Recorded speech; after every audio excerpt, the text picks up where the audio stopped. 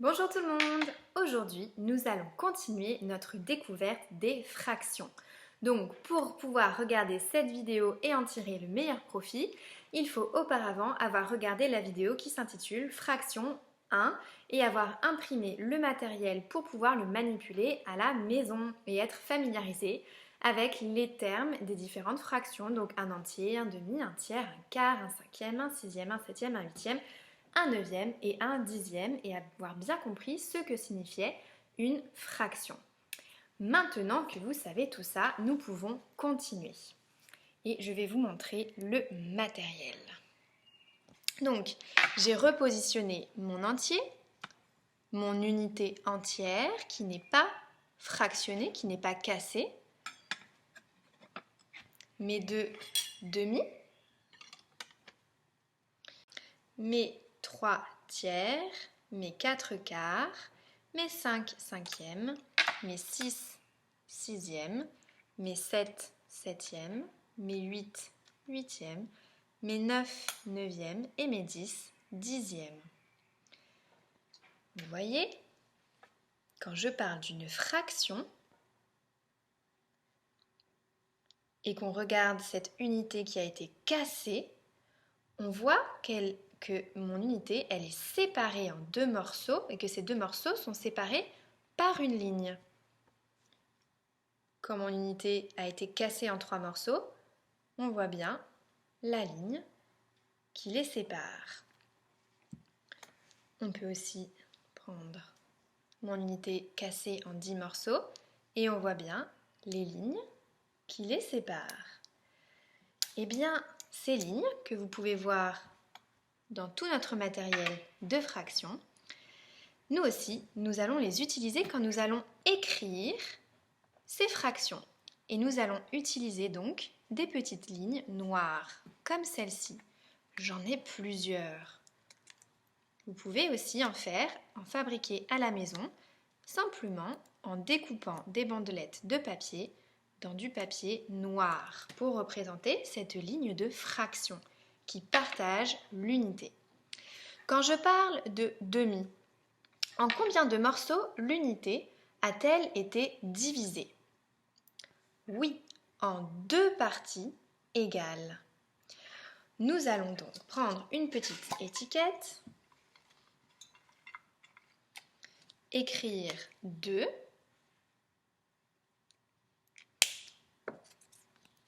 et nous allons placer la ligne de fraction au-dessus. Par quelle famille voudriez-vous continuer? J'imagine que vous aimeriez continuer avec les cinquièmes. Allez, donc ici, mon unité, elle a été partagée en 5 morceaux. Alors, je vais écrire 5 et placer ma barre de fraction au-dessus. Qu'est-ce qu'on pourrait faire maintenant? Ah, on va s'occuper de cette famille. Cette unité a été partagée en 8 morceaux. 1, 2, 3, 4, 5, 6, 7, 8. C'est donc la famille des huitièmes. Je vais écrire 8 sur ma petite étiquette et placer au-dessus ma barre de fraction. À la maison, prenez le temps de faire la même chose pour chacune de ces familles. La famille des demi, la famille des tiers, des quarts, des cinquièmes, des sixièmes, des septièmes, des huitièmes, des neuvièmes et des dixièmes.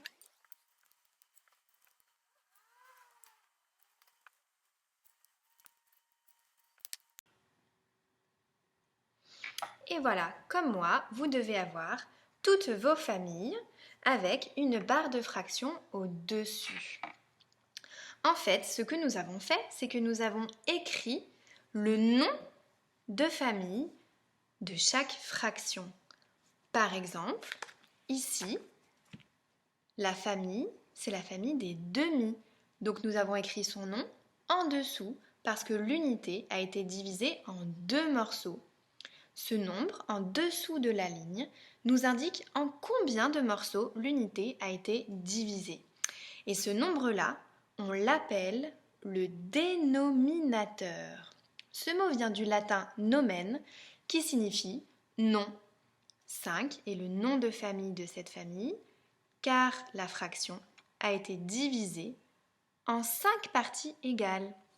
Ici, le nom de famille, c'est 3, un tiers, car nous sommes dans la famille des tiers, puisque l'unité a été divisée en 3. Ici, le nom de famille, c'est 9, les neuvièmes, car la fraction a été divisée en 9 parties égales, en 9 neuvièmes. Mais pour parler de un seul cinquième, par exemple, il faut que je représente ce cinquième par un nombre au-dessus de la ligne, car je ne veux parler que d'un seul cinquième, un seul morceau de la famille des cinquièmes. Donc je vais l'écrire au-dessus. Je parle d'un cinquième, et c'est bien ce morceau-là. 1 correspond à un seul morceau que j'ai pris, et 5 correspond à la famille des cinquièmes, puisque notre morceau vient d'un entier qui a été divisé en 5 parties égales.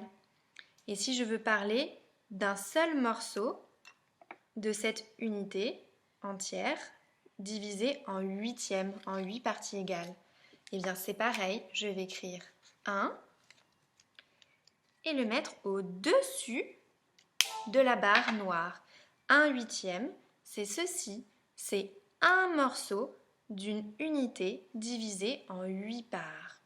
Amusez-vous de la même façon à écrire un demi, un tiers, un quart, un sixième, un septième, un neuvième ou un dixième. Je voudrais vous montrer autre chose. J'ai des enveloppes et sur chacune est écrite une fraction. Sur cette première enveloppe, vous voyez qu'il y a écrit 1 sur 1 et c'est égal à 1. Je vais pouvoir poser le contenu de mon enveloppe. Hop. Sur ma petite étiquette, j'ai écrit 1 sur 1. Et oui, ça c'est mon entier, donc c'est la famille des 1, unité, et j'ai un seul morceau, une seule part, donc j'ai 1 sur 1. Mais si je prends l'enveloppe par exemple 1 sur 5 qui se lit 1 cinquième. Dans mon enveloppe, j'ai plusieurs étiquettes que je vais récupérer et sur toutes ces étiquettes, il y a écrit la même chose que sur l'enveloppe. 1 sur 5, 1 cinquième. Je vais les poser sur chacun de mes cinquièmes. Ici, ce morceau, c'est 1 cinquième. C'est un morceau parmi les 5 qui sont ici, parmi les 5 morceaux qui ont partagé l'entier. Mais il y a un autre cinquième ici, alors je peux poser ma deuxième étiquette, 1 cinquième. Ça aussi, c'est encore 1 cinquième. Un morceau de la famille de l'unité divisée en 5. Un morceau de la famille des cinquièmes. Il y a encore un cinquième ici, je le pose là, et encore un dernier cinquième. Donc ici, j'ai un cinquième, un autre cinquième, encore un cinquième, encore un cinquième et encore un cinquième. Chacun de mes morceaux est une partie de cette unité coupée en 5 parts égales. Et j'ai encore tout un tas d'enveloppes que je vais mettre en place. Mais vous aussi, à la maison, vous pouvez faire pareil avec des petites étiquettes. Vous voyez, j'ai simplement fait des petits rectangles de papier. J'ai tiré une ligne noire au milieu et j'ai écrit 1 au-dessus, puisqu'on prend à chaque fois un morceau. Et en dessous, j'ai écrit le dénominateur, c'est-à-dire la famille à laquelle appartient ce morceau. Allez, c'est parti. Nous allons étiqueter toutes les pièces de nos fractions.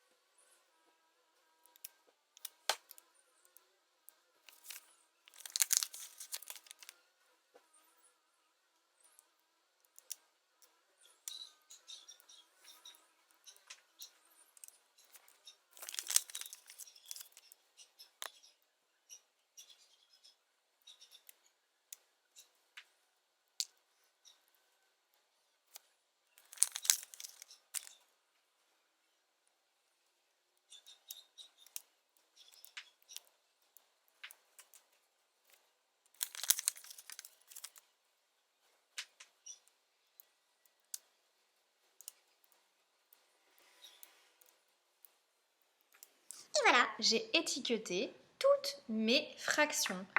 Un entier, 1 sur 1 demi et 1 demi, un tiers et un tiers, un quart, un quart, un quart, un quart, etc. jusqu'à un dixième, un dixième, un dixième, un dixième, un dixième, un dixième, un dixième, un dixième, un dixième et un dixième. Pour l'instant, nous n'avons parlé des fractions qu'un seul morceau à la fois. Mais si nous parlons de la famille des cinquièmes, par exemple, nous avons notre dénominateur qui est 5, vous vous rappelez? Le nom de famille avec la barre de fraction au-dessus. Et cette fois, je voudrais 1, 2, 3 cinquièmes, pas un seul. Alors, je vais faire une étiquette pour écrire combien de morceaux, combien de cinquièmes je prends. J'en veux 3. J'ai 3 morceaux de la famille des cinquièmes. Ça me fait 3 cinquièmes. Est-ce que vous voudriez explorer une autre famille de la même façon? Prenons par exemple la famille des huitièmes. C'est mon unité qui a été partagée en 8 parties égales, donc je suis dans la famille des huitièmes et je mets ma barre de fraction. Et je veux cette fois 4 huitièmes. 1, 2, 3, 4. Je prends 4 morceaux de ma famille des huitièmes. J'écris donc 4 et je le place au-dessus de la barre de fraction.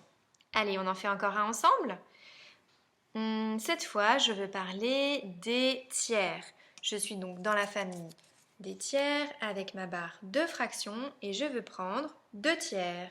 1 et 2. Je vais donc écrire une petite étiquette avec le chiffre 2 et la poser au-dessus de ma barre de fraction. J'ai donc bien 2 tiers ici. J'ai pris 2 morceaux dans la famille des tiers. Il y en a 2 sur les 3 en tout que j'ai pris. Alors, je vous laisse vous amuser à faire ça avec les différentes familles et quand c'est fait, vous pourrez passer à la suite. Maintenant que vous avez bien exploré en prenant plusieurs morceaux d'une seule famille, je vais vous révéler un petit secret. Vous savez que les humains aiment bien donner des noms à toutes les choses et on a vu que les mathématiciens avaient dit que les nombres, les noms de famille des fractions s'appelaient des dénominateurs. Eh bien, le nombre qui est au-dessus de la ligne de fraction, celui qui nous indique si on parle de 1, de 3, de 6 ou de 7 morceaux, s'appelle le numérateur. Le mot numérateur vient du latin numerus, qui signifie nombre, et il nous indique tout simplement le nombre de morceaux d'une famille. Dans notre exemple ici, 3 cinquièmes, donc 1, 2, 3 cinquièmes, on a pris 3 morceaux sur les 5 qui étaient là. Le numérateur nous indique combien de cinquièmes on considère. Et je vais vous poser une petite devinette. Quel est le numérateur de 6 septièmes? Oui, c'est 6.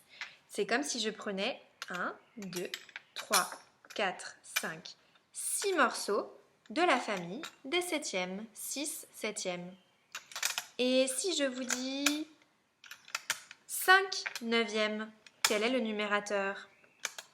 Oui, c'est 5. C'est comme si je prenais 1, 2, 3, 4, 5 morceaux de la famille des neuvièmes. 5 neuvièmes.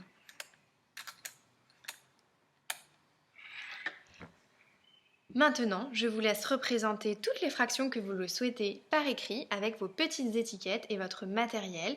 Et à chaque fois, vous posez la question quel est le numérateur, c'est-à-dire le nombre de parts que je prends, et quel est le dénominateur, c'est-à-dire dans quelle famille on se situe.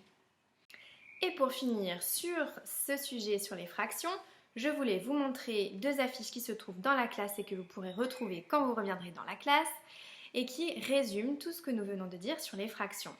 Ici, nous avons un entier, l'unité entière, quand elle n'est pas cassée en morceaux. Ici, nous avons la famille des demi et il y a 2 demi, 1, 2 quand l'unité a été partagée en deux. 2 au numérateur et 2 au dénominateur. Ensuite, ici, 3 tiers. Il y a 3 morceaux dans la famille des tiers de l'unité divisée en 3. 4 quarts, 5 cinquièmes, 6 sixièmes, 7 septièmes, 8 huitièmes, 9 neuvièmes et 10 dixièmes. Quand nous avons toutes nos parts, ça reconstitue une unité entière.